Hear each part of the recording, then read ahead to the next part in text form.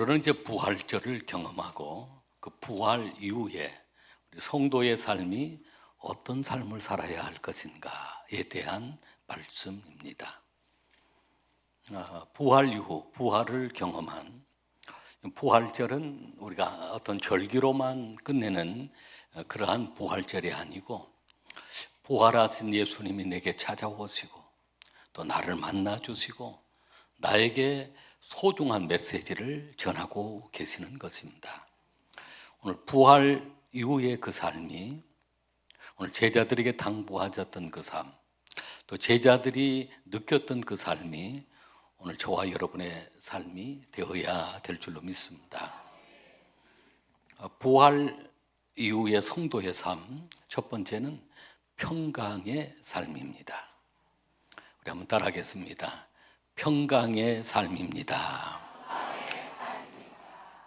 여러분의 가정이 또 여러분의 심령이 여러분의 모든 일생의 삶이 하나님이 주시는 평강이 가득하시길 바랍니다.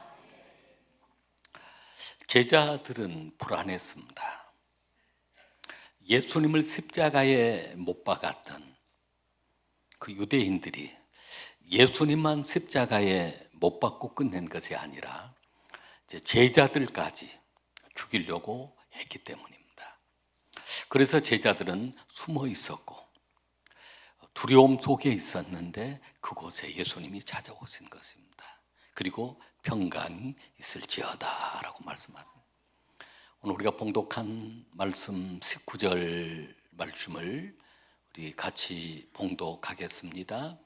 이날 곧 안식 첫날 저녁 때 제자들이 유대인들을 두려워하여 모인 곳의 문을 닫았더니 예수께서 오사 가운데 서서 이르시되 너에게 평강이 있을지어다. 아멘.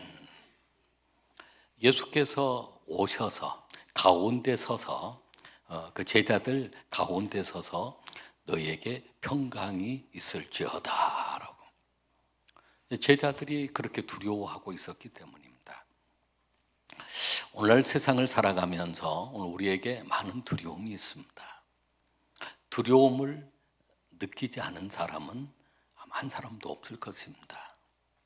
미래에 대한 두려움, 어떤 정치에 대한 사회 정치의 불확실성, 이런 두려움들, 세계 경제가 어려워져 가는 그런 두려움들, 어떤 남북 관계나 이런 관계를 보면 더 두려움이 생길 수 있습니다. 여러 모양으로 두려워하는 일들이 많지만 오늘 부활하신 예수님께서 평안할지어다 라고, 환경이 어떠하든 오늘 우리에게 주님은 평안을 주시기를 원하십니다. 그리고 주님이, 부활하신 주님이 또 제자들에게 평안할지어다 라고 하는 그 말씀 속에는 사람은 하나님을 떠나 있는 그 영혼들은 다 불안 속에 살아갑니다. 죄로 말미암아 심판의 두려움이 있습니다. 그래서 사실은 번개만 막 크게 쳐도 하나님을 찾고 불안해하는 것입니다. 왜냐하면 그 마음속에 죄성 때문에, 죄에 대한 심판의 두려움 때문에 이 번개를 치는 것, 하나님이 나를 심판하시려고 하는 거 아닌가, 죄를 가지고 있으면. 여러분, 죄를 짓는 사람은요, 교통 경찰이 호루라기만 불어도 무서워서 뜹니다. 왜냐하면 죄를 가지고 있으니까. 하나님 앞에 모든 사람이 다 죄를 가지고 살아가기 때문에 죄사함을 받지 못한, 하나님께로 돌아오지 못한 사람은 세상의 모든 사람이 다 그런 두려움과 불안 속에 살아간다는 것입니다. 십자가에 죽으시고 부활하신 주님께서 오늘 평강이 있을지어다 라고 말씀하신 것은, 누구든지 예수님 앞에 나오면 죄사함을 받고 구원함을 받고 영원한 새 생명을 얻기 때문에 구원받은 성도에게는 하나님의 심판이 없고 우리가 영원한 생명을 누리기 때문에 그 불안이 사라지는 것입니다. 그래서 부활하신 예수님께서 오늘 평강이 있을지어다, 우리의 심령에 평안을 누려주길 바랍니다. 오늘 주님은 우리에게 평안을 주시기를 원하십니다. 요한복음 14장 27절 말씀을 우리 한번 같이 읽겠습니다. 우리 같이 평안을 너희에게 끼치노니 곧 나의 평안을 너희에게 주노라. 내가 너희에게 주는 것은 세상이 주는 것과 같이 아니하니라.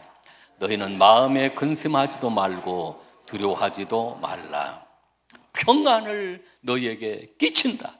평안을 너희에게 주노라. 나의 평안을 너희에게 주노라. 세상이 주는 것과 같이 아니하다. 사람들은 다 이 평안한 삶을 살기로 원하고 또 평안보다 또 편안한 삶을 살기로 원합니다. 편리한 삶, 육신의 편리한 삶을 살기로 원합니다. 그래서 젊은 사람들이 제일 선호하는 아파트가 이편한 아파트. 이편한 아파트 가면 편안하다는 것. 그 육신의 편안함이라고 해요. 편리함, 편한, 뭐 이편한, 뭐 이렇게 편하다. 근데 거기에 있는다고 다 평안을 누리는 것은 아닙니다. 조금 편리한 뭐 아파트일 수 있을지는 모르지만 평안은 이 편안이 주는 것이 아니고 주님이 주시는 것입니다. 할렐루야. 내가 너희에게 주는 것은 세상이 주는 것과 같이 아니하니라. 너희는 마음에 근심하지도 말고 두려워하지도 말라라고 했습니다. 하나님은 우리에게 일마다 일마다 평안을 주시기를 원하십니다. 여러분 이 시간에도 평안을 누리시길 바랍니다. 여러분의 가정이 평안하시길 바랍니다. 여러분의 모든 삶의 영역이 평안하시길 바랍니다. 데살로니가 후서 3장 16절 말씀을 보면 주님이 평강의 주님이 때마다 일마다 평강을 주신다라고 했습니다. 우리 한번 같이 읽겠습니다. 평강의 주께서 친히 때마다 일마다 너희에게 평강을 주시고 주께서 너희 모든 사람과 함께 하시기를 원하노라. 아멘. 여러분 그렇습니다. 어린 아이들이 가장 평안할 때가 언제 있겠습니까? 엄마 품에 있을 때가 평안함. 할렐루야. 우리 인생의 삶은 언제 가장 평안할까요? 예수님과 함께 할 때, 주님 품에 있을 때, 주님 안에 거할 때. 그래서 평강의 주께서 친히 때마다 일마다 너희에게 평강을 주시고 주께서 너희 모든 사람과 함께 하시기를 원하노라. 오늘 부활하신 주님이 찾아오셨습니다. 그 가운데 서서 말씀하셨습니다. 그리고 평강이 있을지어다 라고 하는 부활하신 주님이 성령을 통해 우리의 심령 가운데 찾아오시고 우리의 교회 가운데도 찾아오시고 여러분의 가정에도 찾아오시고 두려움들이 사라지게 하시고 근심이 사라지게 하시고 평안을 누리게 하심을 믿으시길 바랍니다. 주의 이름으로 선포합니다. 평안할지어다. 평안할지어다. 아멘. 두 번째는 부활 이후의 삶, 두 번째는 기뻐하는 삶입니다. 기쁨을 누리는 삶, 기뻐하는 삶. 오늘 우리가 봉독한 말씀 20절 말씀을 같이 읽겠습니다. 이 말씀을 하시고 손과 옆구리를 보이시니 제자들이 주를 보고 기뻐하더라. 아멘. 예수님이 그곳에 오셨습니다. 그러면서 손과 옆구리를 보여주셨습니다. 예수님이 내 이 손을 보아라. 못자국 난 내 손을 보아라. 장자국 난 내 옆구리를 보아라. 그것을 본 제자들은 예수님이 부활하셨구나. 부활하셔서 이곳에 오셨구나라고 하는 것을 깨닫고 그 안에 기뻐하게 된 것입니다. 여러분 세상 일들은 사실은 그렇게 기뻐할 만한 일들이 많이 없습니다. 기뻐할 일들이 또 금방 그게 변해서 슬픔을 주는 경우도 있고 아픔을 주는 경우도 많습니다. 진정한 기쁨은 주님을 통해서 얻는 기쁨입니다. 제자들이 이제는 두려움이 떠나가고 평안을 누리면서 그들에게 찾아온 것은 기쁨이었던 것입니다. 여러분, 그 기쁨은 환경 때문에 기뻐하는 것이 아니라 주님 안에 있기 때문에 기뻐합니다. 성령 안에 있기 때문에 기뻐합니다. 내 삶의 환경은 가난에 쪼들릴 수도 있고 여러 가지 박해를 당하고 어려움을 당할 수도 있지만 주님 안에 거할 때 주님이 주시는 기쁨이 있는 것입니다. 바울 사도는 로마 옥중에 있을 때 빌립보 교회 성도들을 향하여서 기뻐하라라고 말씀합니다. 빌립보서 4장 4절 말씀을 우리 같이 한번 읽겠습니다. 주 안에서 항상 기뻐하라. 내가 다시 말하노니 기뻐하라. 아멘. 이 말씀을 할 때 바울 사도는 로마 옥중에 있는 것입니다. 로마 옥중에 있는 삶이 여러분 평안했겠습니까? 얼마나 고통스러운 삶이었겠습니까? 그러나 그 심령 속에는 주 안에서 항상 기뻐할 수 있었습니다. 그래서 바울 사도는 내가 다시 말하노니 기뻐하라 라고 말씀합니다. 여러분, 환경이 어떠하든 어떤 상황들이 어떠하든 어떤 일을 만났든 내 삶에 고통이 있고 어려움이 있을지라도 여러분, 주님 안에 거하는 삶이 되어지고 부활하신 주님을 만나는 삶이 되어지고 부활을 경험하는 삶은 기뻐하는 삶이 되어질 줄로 믿습니다. 여러분, 기뻐하시길 바랍니다. 항상 기뻐하라 라고 했습니다. 데살로니가전서 5장 16절로 18절 말씀을 보면 항상 기뻐하라, 쉬지 말고 기도하라, 범사에 감사하라, 이것이 그리스도 예수 안에서 너희를 향하신 하나님의 뜻이니라. 여러분, 하나님의 뜻대로 살기를 원한다면 기뻐해야 될 줄로 믿습니다. 기도해야 될 줄로 믿습니다. 감사해야 될 줄로 믿습니다. 사탄은 어떻게 하든 우리를 화나게 만듭니다. 분노가 폭발하고 화가 나고 미움의 감정이 내 안에서 솟아오르게 되어지면 그것은 사탄이 옆에서 충동질하고 있는 것입니다. 화내라 왁 하다 뒤로 쿵 떨어져 죽게 만든다. 뭐하다 그러는 거예요? 화내는 분노의 감정이 막 치솟게 만들고 미움의 감정이 막 치솟게 만들고 사탄이 하는 것입니다. 그러나 성령님은 오늘 우리에게 기뻐하라고 말씀하시는 것입니다. 우리 데살로니가전서 5장 16절부터 18절 말씀 우리 한번 같이 읽겠습니다. 항상 기뻐하라, 쉬지 말고 기도하라, 범사에 감사하라, 이것이 그리스도 예수 안에서 너희를 향하신 하나님의 뜻이니라. 아멘. 기뻐하면 성령님도 기뻐하세요. 우리 예수님이 기뻐하십니다. 환하게 웃고 계시는 그 예수님의 모습을 여러분들 묵상해 보시길 바랍니다. 세 번째는 전도 사명의 삶입니다. 우리 한번 따라해 사명자의 삶입니다. 예수님께서 아버지께서 나를 보내신 것 같이 나도 너희를 세상으로 보낸다. 21절 말씀 같이 읽겠습니다. 예수께서 또 이르시되 너희에게 평강이 있을지어다. 아버지께서 나를 보내신 것 같이 나도 너희를 보내노라. 아멘. 다시 한번 평강이 있을지어다 라고 말씀하시면서 아버지께서 나를 보내신 것 같이, 하나님께서 예수님을 어디에 보내셨습니까? 세상에 보내신 것입니다. 우리에게 보내신 것입니다. 그러면서 예수님은 이 땅에 오셔서 십자가를 지시고 우리 죄를 사하시고 우리를 구원하신 그 예수님께서 이제는 나도 너희를 세상으로 보낸다.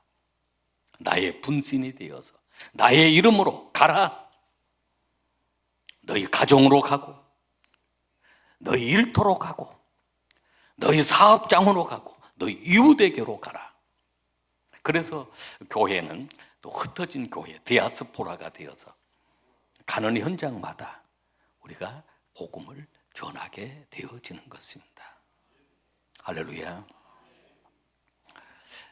예수님의 이 제자들 부활을 경험하고 예수님께서 나도 너희를 보내노라 라고 말씀을 했을 때, 가룟 유다 말고, 가룟 유다는 이미 예수님 팔고 난 다음에 자살해서 죽고 말았습니다.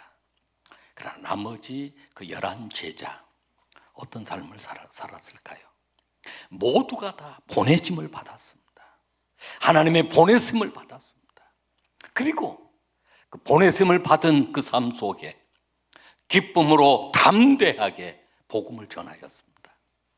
그리고 대부분 순교를 당했습니다.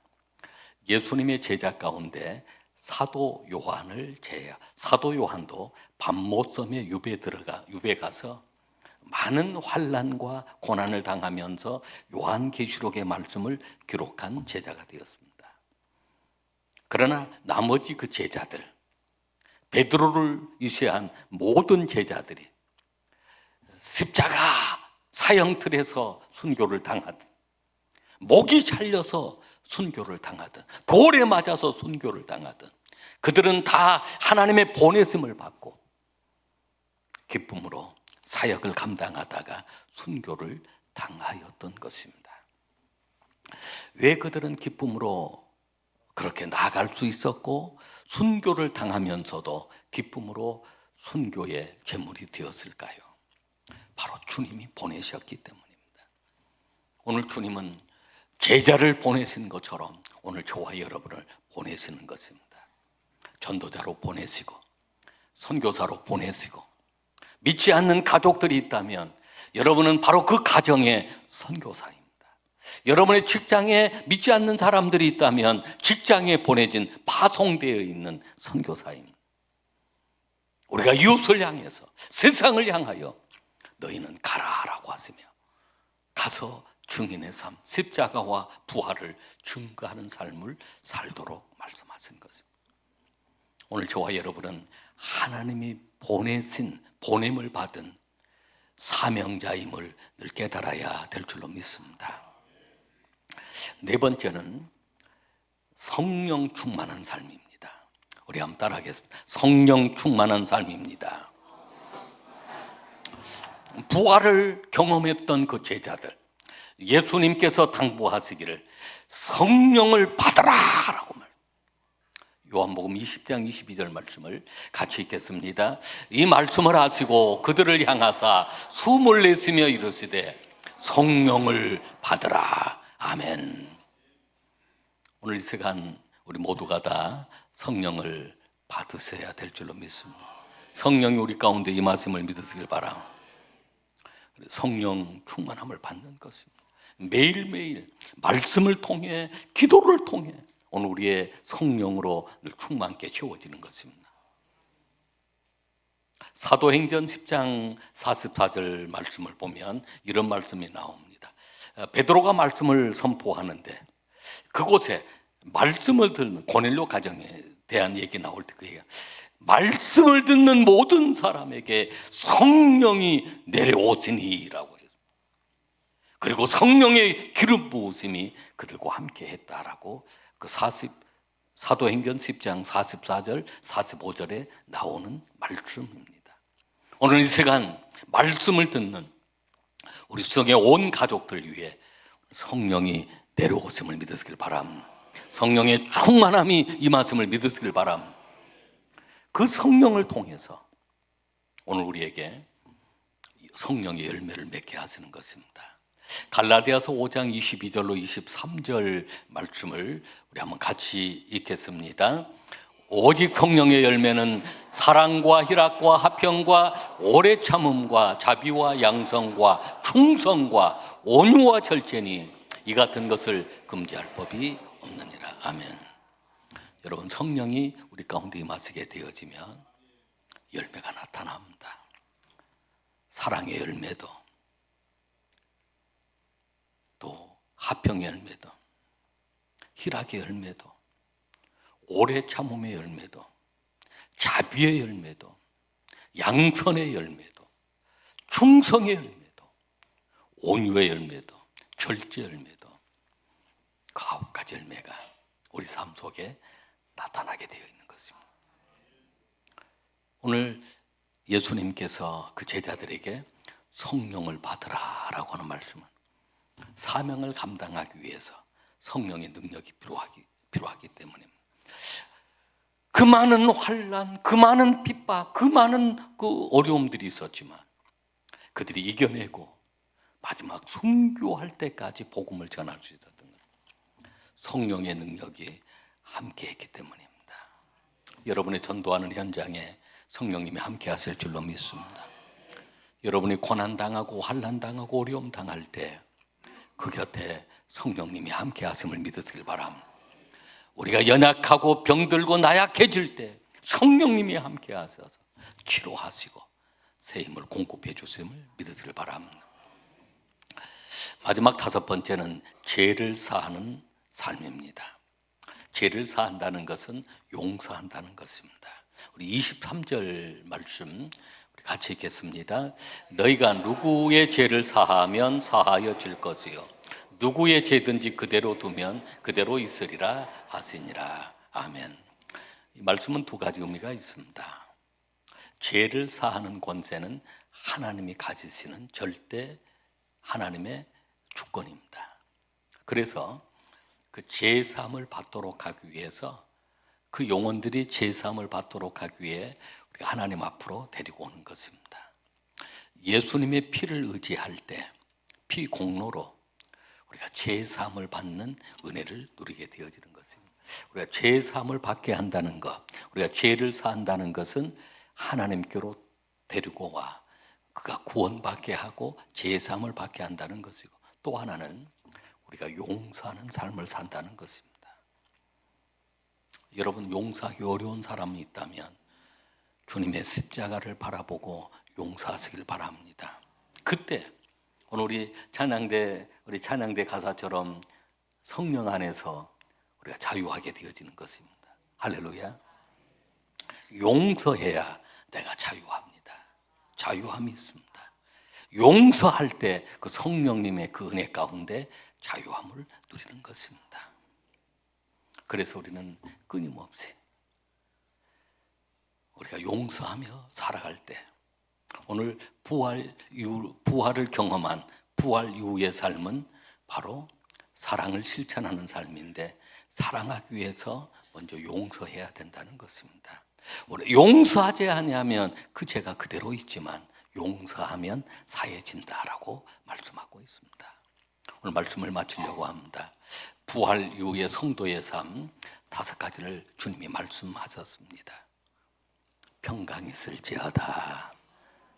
우리 수동의 가족들, 우리 수동교회 가운데 주님이 주시는 그 평강이 영원할 줄로 믿습니다. 여러분 기뻐하시길 바랍니다. 항상 기뻐하시길 바랍니다. 그리고 보내심을 받은 삶, 전도자의 삶, 선교사의 삶입니다. 가정의 선교사로, 직장의 선교사로 오늘 주님이 우리를 파송하시는 것입니다. 여러분의 가는 곳마다 주님의 평강이 함께 하실 것입니다. 그 일을 위하여 성령을 보내주셨고, 오늘도 성령의 기름 부으심이 여러분 모두에게 함께 하심을 믿으시길 바랍니다. 용서하는 삶, 그것이 바로 주님의 마음입니다. 사랑을 실천하는 마음입니다. 용서할 수 없는 사람을 만나거든 주의 이름으로 용서를 선포하시길 바랍니다. 성령 안에서 참 자유를 누리게 될 줄로 믿습니다.